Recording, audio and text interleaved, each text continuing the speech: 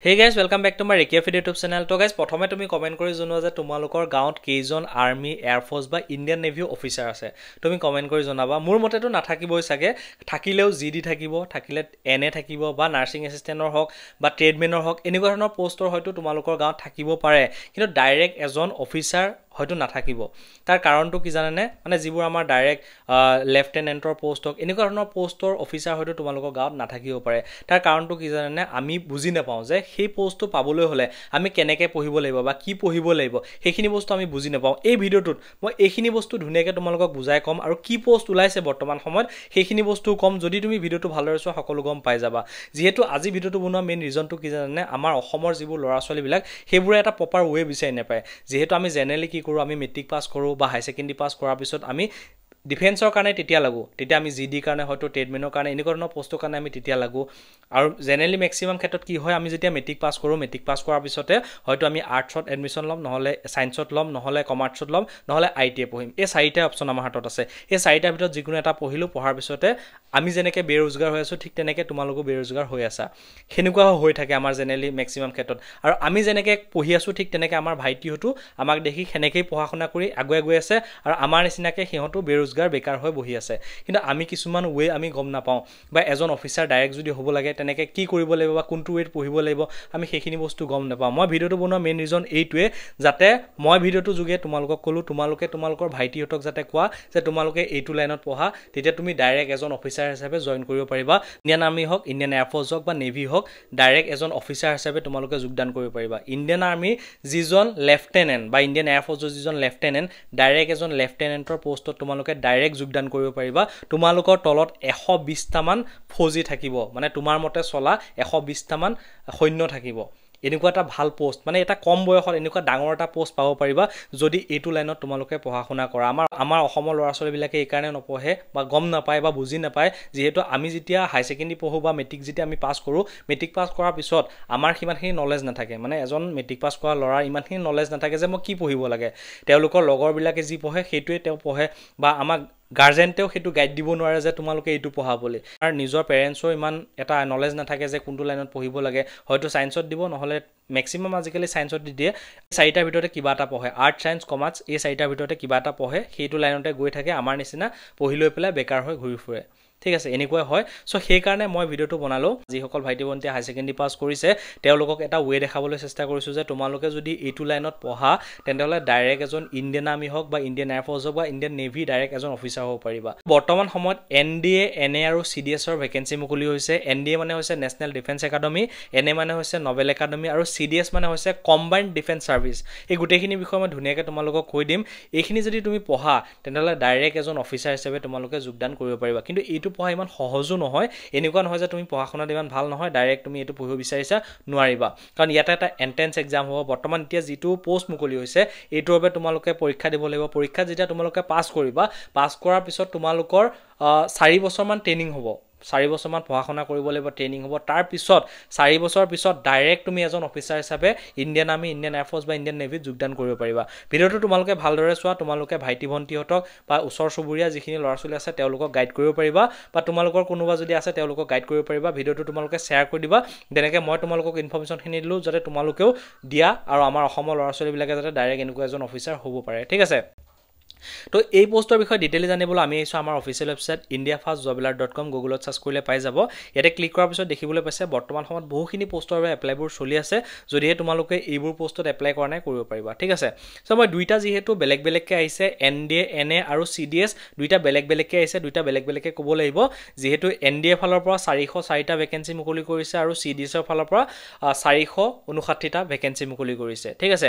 চ' এতিয়া প্ৰথমতে আমি যিটো NDA পোষ্ট আছে সেই NDA পোষ্টটোৰ বিষয়ে জানি লওঁ। মই ইউনিয়ন পাব্লিক ছাৰ্ভিচ কমিশ্যনে এই এক্সামটো কণ্ডাক্ট কৰে। তেওঁলোকে এক্সামটো পাতি তাৰপিছত তেওঁলোকে ভগাই ভগাই দি দিয়ে। ঠিক আছে।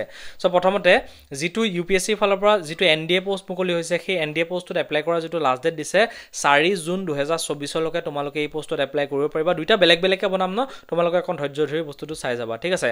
তো ইয়াতে ভেকেঞ্চি মুকলি হৈছে 404টা আৰু ইয়াতে UPSCৰ ফালৰ পৰা এক্সাম পাতিব। আৰ্মি, নেভি আৰু ইণ্ডিয়ান এয়াৰফ'ৰ্চত তোমালোকে ভেকেঞ্চিটো দেখিবলৈ পাবা আৰু ইয়াৰ বাবে কৰিব লাগিব অনলাইন এপ্লাই। আৰু আৰু ইয়াতে যিটো এক্সাম হ'ব এক্সামৰ টাইমটো 2 ঘণ্টা 30 মিনিট মানে 2.5 ঘণ্টা এক্সামটো হ'ব আৰু যদি আমি অলপ তললৈ স্ক্ৰল কৰোঁ তোমালোকে দেখিবলৈ পাইছা নেশ্যনেল ডিফেন্স একাডেমীত আৰ্মি নেভি আৰু এয়াৰফ'ৰ্চৰ আছে য'ত আৰ্মি প্ৰায় 208টা ভেকেঞ্চি আছে তাত 10টা পোষ্ট ফিমেলৰ বাবে আছে তাৰপিছত যিটো নেভি আছে নেভিত 42টা পোষ্ট আছে তাৰে 6টা পোষ্ট আছে ফিমেলৰ বাবে যিটো এয়াৰফ'ৰ্চ আছে এয়াৰফ'ৰ্চৰ ফ্লাইং ব্ৰাঞ্চৰ আছে তাৰপিছতে ইয়াতে আৰু এটা আছে গ্ৰাউণ্ড ডিউটিজ হয়তো এটা আছে নন টেকনিকেলৰ যিটো আমাৰ ফ্লাইং ব্ৰাঞ্চৰ আছে তাত প্ৰায় ইয়াতে তোমালোকে দেখি পাইছা 92টা পোষ্ট আছে তাৰে 2টা পোষ্ট আছে ফিমেলৰ আৰু যিটো গ্ৰাউণ্ড নন টেকনিকেলৰ যিটো পোষ্ট আছে ইয়াতে 18টা পোষ্ট আছে তাৰে 2টা আছে ফিমেলৰ আৰু টেকনিকেলৰো আছে তো ইয়াতে আছে 10টা পোষ্ট তাৰে 2টা আছে ফিমেলৰ পোষ্ট আৰু ইয়াতে যিটো আমাৰ এনএ আছে মানে নভেল একাডেমি আছে সেই নভেল একাডেমিৰ আণ্ডাৰত প্ৰায় 34টা ভেকেঞ্চি মুকলি হৈছে তাৰে 5টা পোষ্ট ছোৱালীৰ বাবে ৰিজাৰ্ভেশ্যন ৰাখা হৈছে ঠিক আছে তো অলপ তললৈ স্ক্ৰল কৰিছোঁ এই পোষ্টত এপ্লাই কৰা বয়সৰ সময়সীমাটো খুব কম যেহেতু কম বয়সৰ ল'ৰা ছোৱালীৰ বাবে এইটো পোষ্ট 15 বছৰৰ পৰা 18 বছৰলৈকে এই পোষ্টত তোমালোকে এপ্লাই কৰিব পাৰিবা এতিয়া চোৱা যে 15 বছৰৰ পৰা 18 বছৰ বয়সৰ এজন ল'ৰা বা ছোৱালীৰ ইমানখিনি নলেজ নাথাকে বা ভিডিঅ' মোৰ নাচাই চাগে তেওঁলোকে এপ্লাই কৰিবলৈ তো তেওঁলোকে কেনেকৈ এটা প্ৰপাৰ ৱে পাব সো সেইকাৰণে এইটো ভিডিঅ' তোমালোকলৈ বনালো 15 বছৰৰ পৰা 18 বছৰ বয়সলৈকে এপ্লাই কৰিব পাৰিবা যদি আমি কোৱালিফিকেশ্যনৰ কথা পাতো যদি তুমি আৰ্মি উইংছ বা নেশ্যনেল ডিফেন্স একাডেমিৰ ফালৰ পৰা যিটো আছে সেইটোত এপ্লাই কৰিবলৈ হাই সেকেন্ডাৰী পাছ কৰা হ'ব লাগিব তেতিয়া তোমালোকে এপ্লাই কৰিব পাৰিবা মানে নৰ্মেল হাই সেকেন্ডাৰী পাছ হ'লেও তোমালোকে এই পোষ্টত এপ্লাই কৰিব পাৰিবা যেটো আৰ্মি উইংছৰ ফালৰ পৰা আহিছে আৰু বাকি যেটো এয়াৰফ'ৰ্চ হক বা বাকি এয়াৰফ'ৰ্চ বা নেভি যেটো ভেকেন্সি মুকলি হৈছে হেতুত এপ্লাই কৰিবলৈ হলে তোমালোকে হাই সেকেন্ডাৰী পাছ কৰা হ'ব লাগিব with physics chemistry mathematics subject তোমালোকৰ থাকিব লাগিব মানে সায়েন্সৰ ষ্টুডেন্ট হ'ব লাগিব তেতিয়াহে তোমালোকে এটোত এপ্লাই কৰিব পাৰিবা মানে প্ৰথম যেটো আৰ্মি উইংছৰ পোষ্ট হয় হেতুত এপ্লাই কৰিবলৈ হাই সেকেন্ডাৰী নৰ্মেল হলে হৈ যায় বাকি কিটাত এপ্লাই কৰিবলৈ আপোনালোকে হাই সেকেন্ডাৰী মানে সায়েন্সৰ হ'ব লাগিব তেতিয়া এপ্লাই কৰিব পাৰিবা ঠিক আছে এতিয়া যদি যাও ইয়াতে এপ্লাই কৰিবলৈ আমি কিছু এপ্লিকেশন ফিজ দিব লাগিব 100 টকা এপ্লিকেশন ফিজ দিব লাগিব জেনেৰেল ওবিসি আৰু ইডব্লিউএছ এসটি এসসি আৰু ফিমেলে কোনো ধৰণৰ এপ্লিকেশন ফিজ ইয়াতে দিব নালাগে আৰু যিসকলে দিব লাগিব তেওঁলোকে অনলাইনত পে কৰিব লাগিব ধৰক আপোনালোকে debit card credit card net banking UPI Google pay যিকোনো মাধ্যমত পইচাটো তোমালোকে দিব পাৰিবা ঠিক আছে এই পোষ্টৰ বাবে এপ্লাই টু ষ্টাৰ্ট হ'ব 15 মে 2024 মানে অলৰেডি এই পোষ্টৰ বাবে এপ্লাই ষ্টাৰ্ট হৈ গল 4 জুনলৈকে এপ্লাইটো চলি থাকিব আৰু ইয়াৰ যেটো এক্সাম পাতিব সেইটো 1 সেপ্টেম্বৰ 2024 তোমালোকৰ এক্সামটো পাতিব অফিচিয়ালি জাৰি হোৱা যিখন এডভাৰটাইজমেন্ট আছে ধুনিয়াকৈ ইয়াতে চাব পাৰিব অফিচিয়ালি জাৰি হোৱা এডভাৰটাইজমেন্টখন তাৰ আগতে যদি ভিডিওটো লাইক কৰা নাই কৰি ৰাখিবা ঠিক আছে 111টা পেজৰ অফিচিয়ালি জাৰি হোৱা এডভাৰটাইজমেন্টটো হয় ইয়াতে যদি তোমালোকে ডাউনলোড কৰিব বিচাৰা নিশ্চয় কৰিব পাৰিবা ভিডিওৰ ডেসক্ৰিপচনতে মই লিংক দিছো আৰু ক্লিক কৰি ধুনিয়াকৈ এটো ডাউনলোড কৰি ল'ব পাৰিবা ঠিক আছে সো এতিয়া আমি কথা পাতো যেটো সিডিএছৰ পোষ্ট আছে মানে কম্বাইন্ড ডিফেন্স সাৰ্ভিসৰ যেটো পোষ্ট আছে সেই পোষ্টৰ কথা আমি এতিয়া পাতো তো ইয়াতে ক্লিক কৰাৰ পিছতে হেতু ওপেন হৈ গৈছে ওপেন হোৱাৰ পিছতে তোমালোকে দেখিবলৈ পাইছা অলপ তললৈ আমি স্ক্ৰল কৰিব লাগিব কম্বাইন্ড ডিফেন্স সাৰ্ভিসৰ যেটো পোষ্ট হয় ইয়াতে এপ্লাই কৰা লাষ্ট ডেট দিয়া হৈছে 4 জুন 2024 ভেকেন্সি মুকলি হৈছে 404টা আৰু ইয়াতে যেটো কোৰ্সটো হয় ইয়াতে নভেল একাডেমি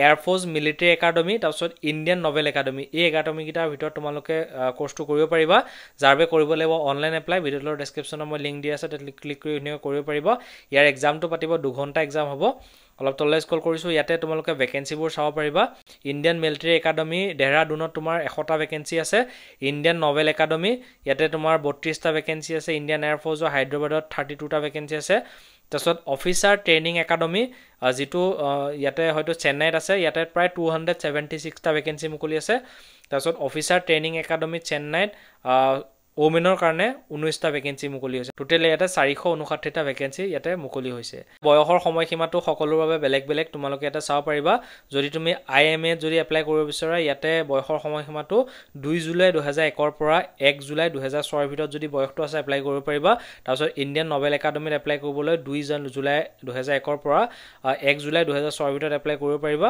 তাৰপিছত এয়াৰফ'ৰ্চ একাডেমিত ইয়াতে এপ্লাই কৰিবলৈ 20 বছৰৰ পৰা 24 বছৰ হলে এপ্লাই কৰিব পাৰিবা তাৰপিছত ইয়াতে অফিচাৰ ট্ৰেইনিং একাডেমিত এপ্লাই কৰিবলৈ 2 জুলাই 2000 চনৰ পৰা 1 জুলাই 2006 লৈকে এপ্লাই কৰিব পাৰিবা মানে ইয়াতে কি হয় এই এনডিএনএ পঢ়া বা সিডিএছএ পঢ়া তুমি চাকৰিটো একে ধৰণৰ চাকৰি পাবা কিন্তু কাৰণটো কি জানানে এনডিএনএ পঢ়িবলৈ বয়সটো লাগে হাই সেকেন্ডাৰী পাস আৰু যদি তুমি সিডিএছ তুমি পঢ়িব বিচাৰা তেন্তেলে তোমালোকৰ বয়স লাগিব বিএ পাছৰ সমান মানে তোমালোকৰ কোৱালিফিকেশন লাগিব ব্যাচেলাৰ ডিগ্ৰী মানে বিএ পাস কৰা হ'ব লাগিব ধৰ 21 বছৰৰ ওপৰত তোমালোকৰ বয়স বা 20 বছৰৰ ওপৰত তোমালোকৰ বয়স হ'ব লাগিব ঠিক আছে তো ইয়াতে তোমালোকে চাব পাৰিবা কোৱালিফিকেশনটো Indian military academy officer training যিটো একাডেমি আছে ইয়াত এপ্লাই কৰিবলৈ যিটো কোৱালিফিকেশ্যন লাগে bachelor degree in any stream যিকোনো ষ্ট্ৰীমৰ পৰা যদিহে গ্ৰেজুৱেশ্যনছ কমপ্লিট কৰিলে এপ্লাই কৰিব পাৰিবা নভেল একাডেমিত এপ্লাই কৰিবলৈ ডিগ্ৰী কৰা হ'ব লাগিব উইথ ইঞ্জিনিয়াৰিং লাগিব ইয়াতে কৈছে যে বেচেলাৰ ডিগ্ৰী ইন ইঞ্জিনিয়াৰিং হ'ব লাগিব নভেল একাডেমিত এপ্লাই কৰিবলৈ তাৰ ইণ্ডিয়ান এয়াৰফ'ৰ্চত এপ্লাই কৰিবলৈ গ্ৰেজুৱেশ্যনছ কমপ্লিট কৰা হ'ব লাগিব তাৰ লগতে কোৱা হৈছে যে